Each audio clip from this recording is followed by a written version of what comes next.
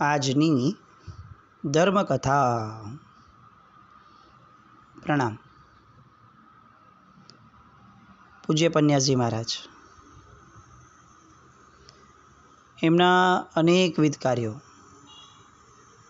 આ જગતની અંદરમાં લગભગ નિષ્ક્રિય રહેવા છતાં એમણે જે કાર્યો કર્યા છે એ કાર્યોની કોઈ કરતાં કોઈ જ તુલના થઈ શકે નહીં એવી. અને એ બધા કાર્યો થકી જગત જે પામ્યું છે એ બહુ ટૂંકું છે. કમ્પ્લેન એ છે, આપણને અત્યારે એવું લાગે ઘણી બધી વાર કે પરમાત્મા અગાધ વાણી બોલ્યા. આપણી આગળ 45 જ આગમ બચ્યા અત્યારે આટલા વર્ષે, અને એનો વસવસો આપણને ઘણી વાર હોય કે આપણે ભગવાનના કાળમાં જન્મ્યા હોત તો કેટલું આનંદ હોત.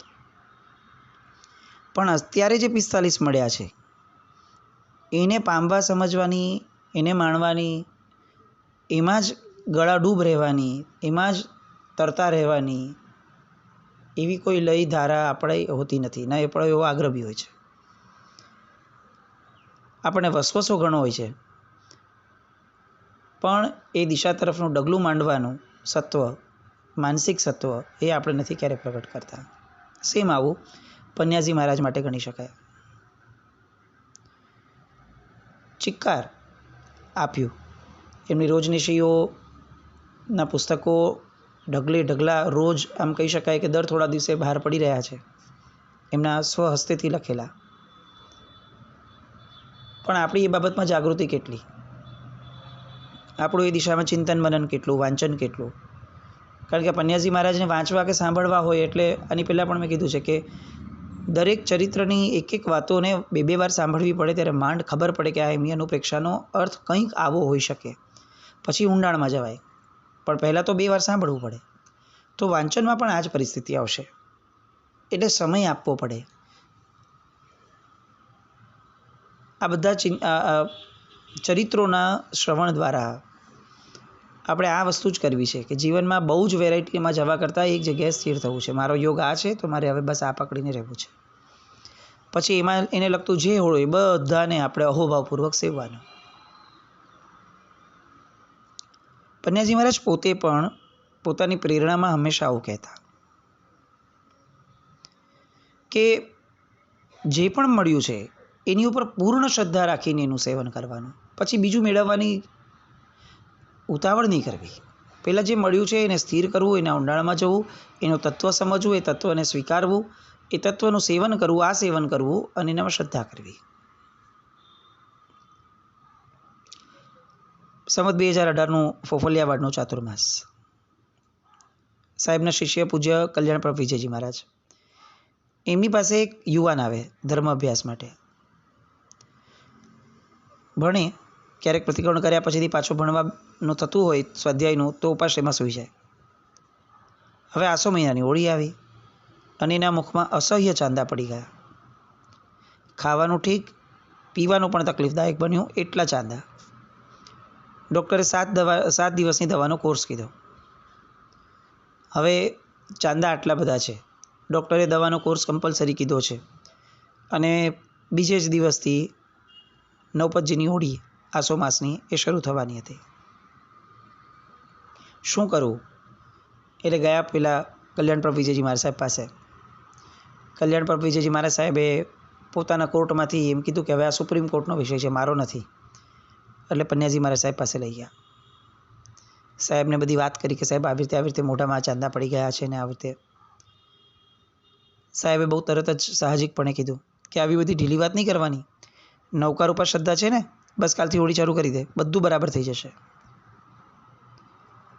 મજાની વાત એ કે યુવાને સ્વીકારી લીધું, તહતથી કર્યું અને સાહેબે એને કીધું કે બસ નૌકારના ધ્યાનમાં સૂઈ જશે, બધું બરાબર થઈ જશે. એને પેલો યુવાન નૌકાર ગણતા ગણતા ગણતા ગણતા સૂઈ ગયો. વહેલી સવારે જાગ્યો, એક પણ ચાંદું મોઢામાં ન હતું. અને ત્યાર પછીથી એને નૌકાર, નવપતજી, પન્યાસી મહારાજ આ બધામાં જે શ્રદ્ધા થઈ એ જબરદસ્ત થઈ. એ જ યુવાન એકવાર વ્યવસાય માટે મુંબઈ ગયો. પોતે 50,000 રૂપિયા એ સમયમાં લઈને ગયો હતો. ત્યાં ગયો અને કેટલીક જગ્યાએ ફર્યા પછીથી ખ્યાલ આવ્યો કે પોતાના 50,000માંથી 25,000 રૂપિયા ચોરાઈ ગયા છે. મનમાં કેવો સંકલેશ હોય. એ જમાનાના 25,000 રૂપિયા ચોરાયા હતા. કોણ યાદ આવે? પોલીસ, આ તે બધું યાદ આવે. એને સૌથી પહેલાં પન્યાજી મહારાજ યાદ આવ્યા. અને એ પણ એટલા માટે યાદ ન આવ્યા કે સાહેબ કંઈક ચમત્કાર કરી દો, બધું બરાબર થઈ જાય. એટલા માટે આવ્યા યાદ કે સાહેબ રોજની સામાયિકનો નિયમ છે, બધું કામ પતી ગયું છે, હવે સામાયિક કરવા બેસીશ. સાહેબ એટલી કૃપા કરો કે સામાયિકની અંદરમાં મારું મન સ્થિર રહે.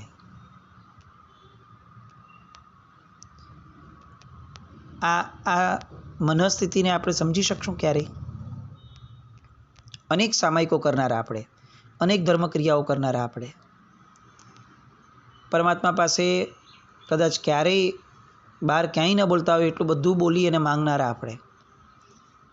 ક્યારેય ભગવાનની આગળ આવું માંગવાનું આપણને મન થયું છે કે ભગવાન બાહ્ય પરિસ્થિતિનું જવા દે, તો પુણ્યને આધારે છે, મારી મનસ્થિતિ દરેક પરિસ્થિતિમાં સારી રહે એટલું આપ, હું મારું સત્વ ફોરવાવી શકું આટલું આપ. આવું માંગવાનું મન ક્યારે આપણને થયું? આ યુવાનને જે મન થયું ને એ પન્યાજી મહારાજનું ઘડતર બતાવે છે. સાહેબ 25,000 રૂપિયા ક્યાંયથી બી મળી જાય, બસ આવું કંઈક કરી આપો, આવા આશીર્વાદ આપો, આવો એક વિચાર પણ નહીં. સાહેબ મારું મન સ્થિર રહેવું કરજો, કારણ કે મને મારો સ્વભાવ ખબર છે. 25,000 ગયાનો વસવસો રહેશે અને સામાયિકમાં હું સ્થિર નહીં રહી શકું. સાહેબ સામાયિક તો છે જ મનની સ્થિરતા માટે, જો હવે એ જ ન રહેતું હોય તો શું કામનું? સાહેબને જણાવડાવ્યું ફક્ત.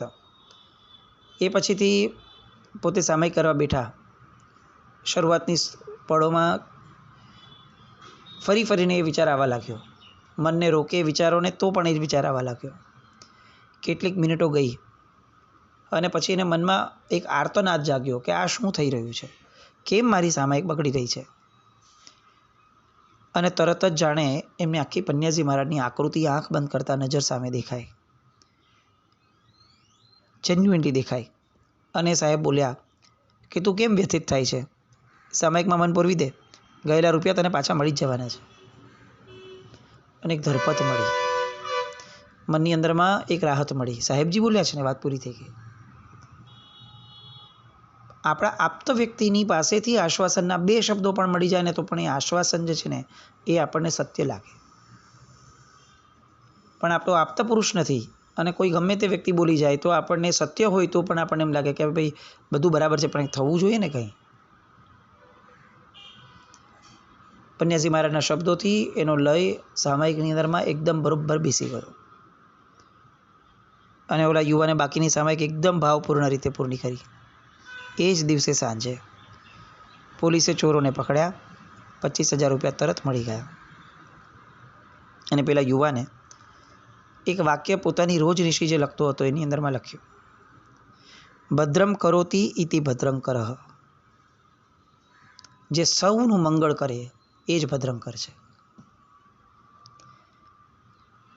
એની શ્રદ્ધા એટલી બધી વધતી ગઈ કે એ 60 વર્ષની ઉંમરમાં આગળ જતાં ઉંમર વધી, પોતાની જવાબદારીઓ પૂરી કરતાં છેવટે 60 વર્ષના થયા તો પણ એમણે દીક્ષા લીધી.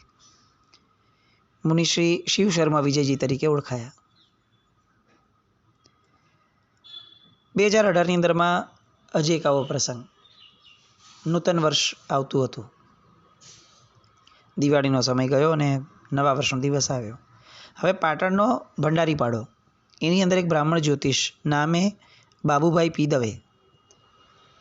એમને ઘણા વખતથી આવું સંભળાતું હતું કે લોકો બોલતા પાટણમાં કે એક બહુ મહાન સંત આવ્યા છે, જૈન સંત, અને ફફલિયાવાડમાં બિરાજમાન છે. ઘણા વખતથી સમય નહોતો નીકળતો. આ નવું વર્ષ આવ્યું એટલે એમ થયું કે ચાલો નવા વર્ષે આ સંતના આશીર્વાદ લઈએ.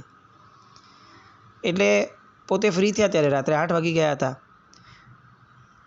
એટલે ઝવેરી બજારમાં સોનીવાડા એના નાકે એમના મિત્ર મધુભાઈ સોની એને મળીને એમણે વિચારણા કરી કે 8 વાગ્યા છે, જવું છે અત્યારે આશીર્વાદ લેવા, નવું વર્ષ છે. બંનેને થોડી અવઢવ થઈ કે તો આપણે 2 અજૈન, ઉપરથી અપરિચિત સાવ, અને રાત્રે જવાય કે નહીં એ પણ એની અવઢવ. સાધુ જૈનોના પાછા નિયમો આકરા હોય. પણ છેલ્લે એમ થયું કે હવે સંતના દર્શન માટે શું આટલું બધું વિચારવાનું, ચાલો જઈ આવીએ. આપણે તો ફક્ત દર્શન કરવા છે અને આશીષ જ લેવા છે, બીજું ક્યાં કંઈ કરવું છે. એટલે મહોલ્લામાં પ્રવેશ્યા, ઉપાશ્રય શોધ્યો, ઝાંપો ખોલ્યો. જાળી બંધ હતી.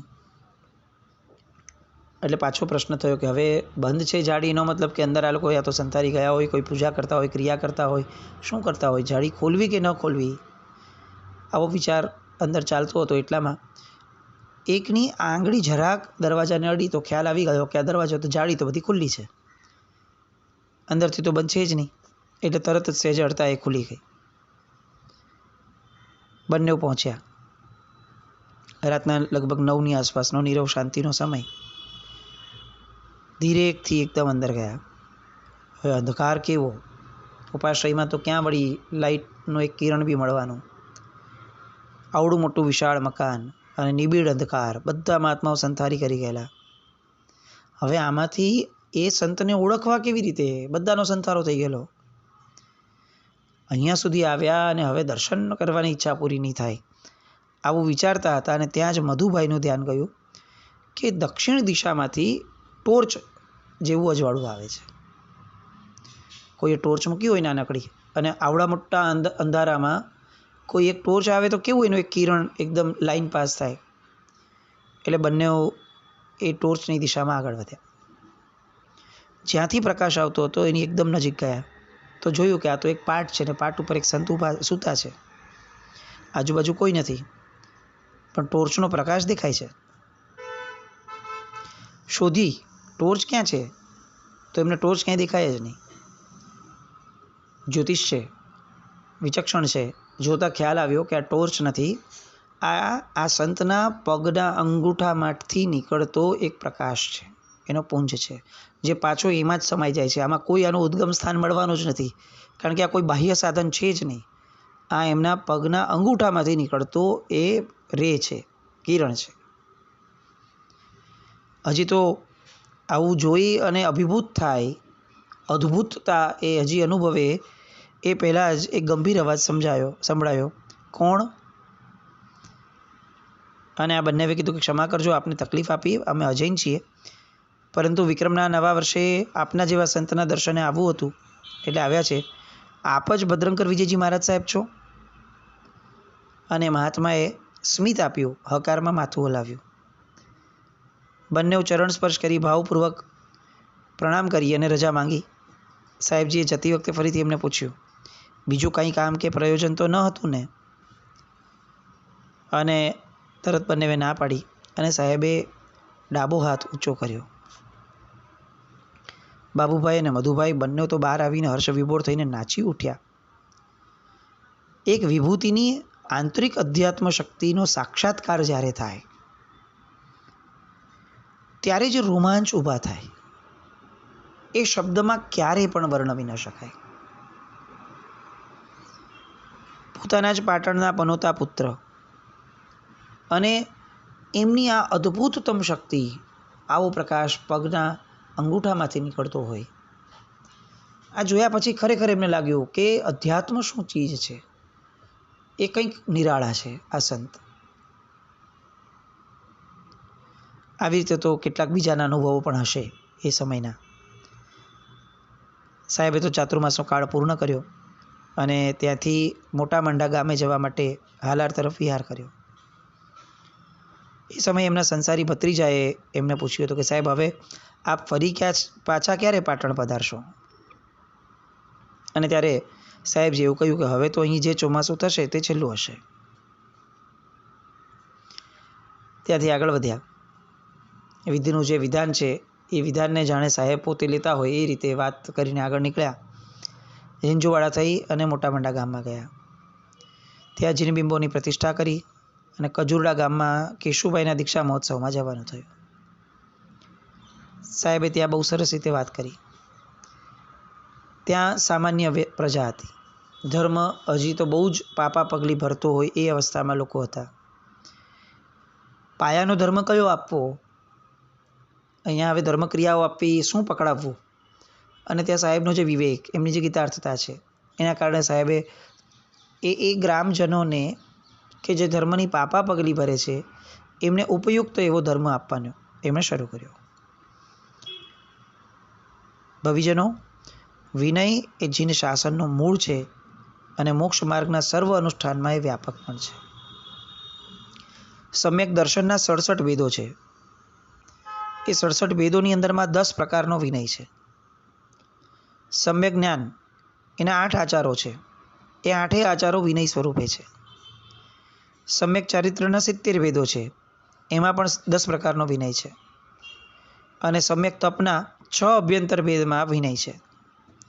આ રીતે દેવગુરુના વિનય દ્વારા સર્વ અનુષ્ઠાનની સાધના થતી હોવાથી પ્રમાદ છોડી દુર્લભ એવા મનુષ્ય જીવનમાં આ વિનય ગુણને કેળવવાનો ખૂબ પ્રયત્ન કરવો જોઈએ.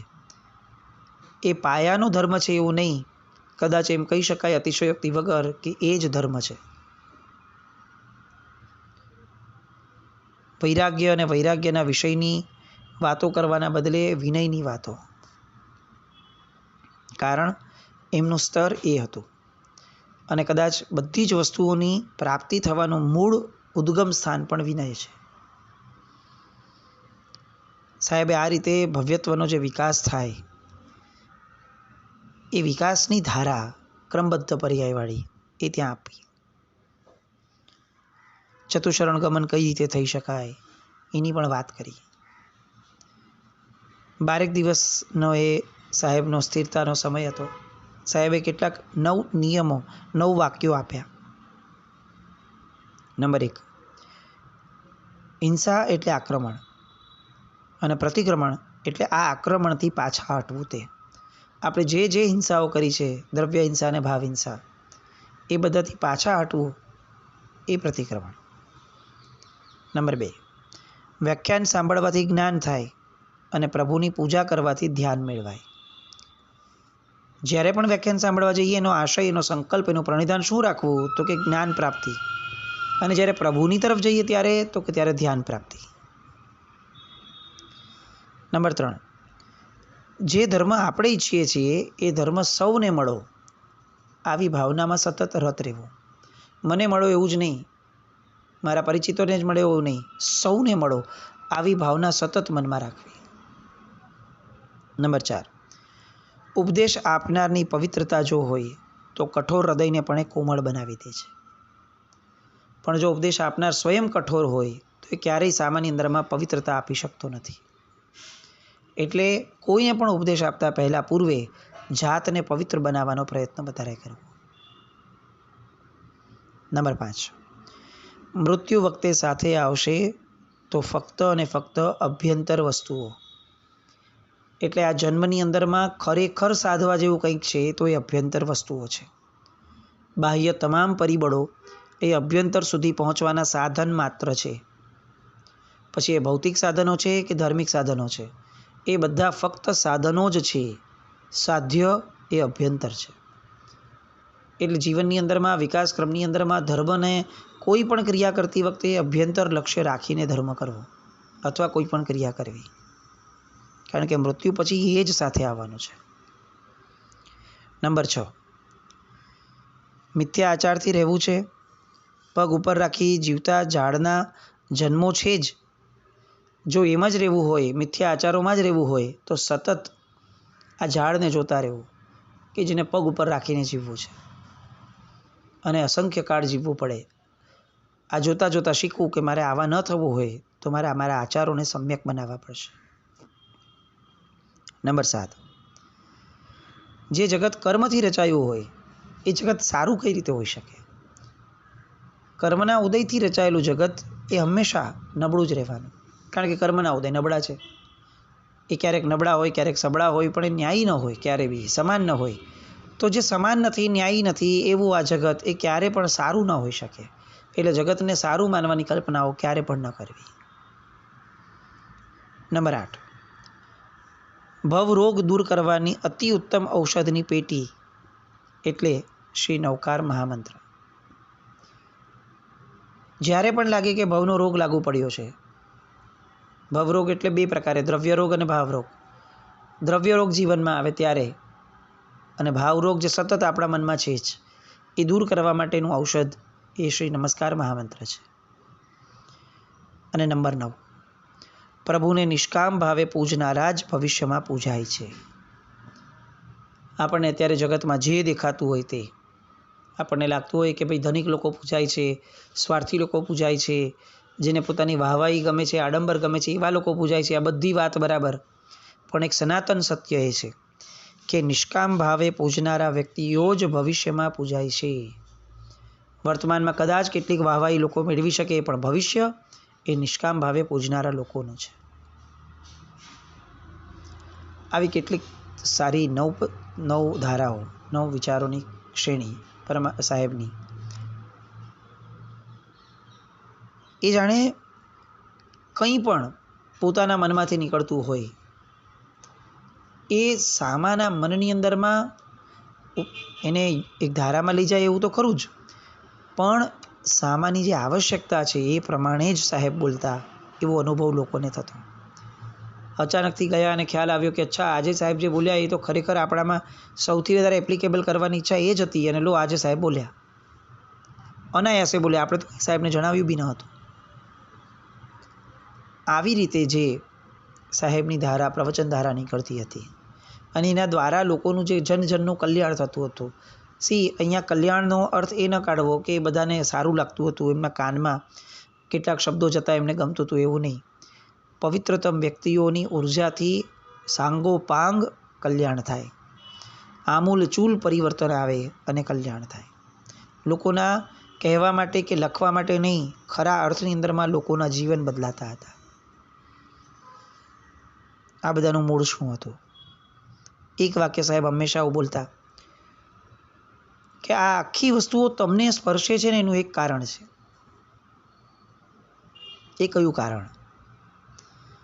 અને પછીથી સાહેબની જે ચાતુર્માસિક ઘટનાઓ થઈ, એ બધી વાતો આવતીકાલ પર રાખીએ. જીના જ્ઞાવૃત કંઈ પણ બોલાય તો મિચ્છામિ દુક્કડમ જૈનમ જયતિ શાસનમ.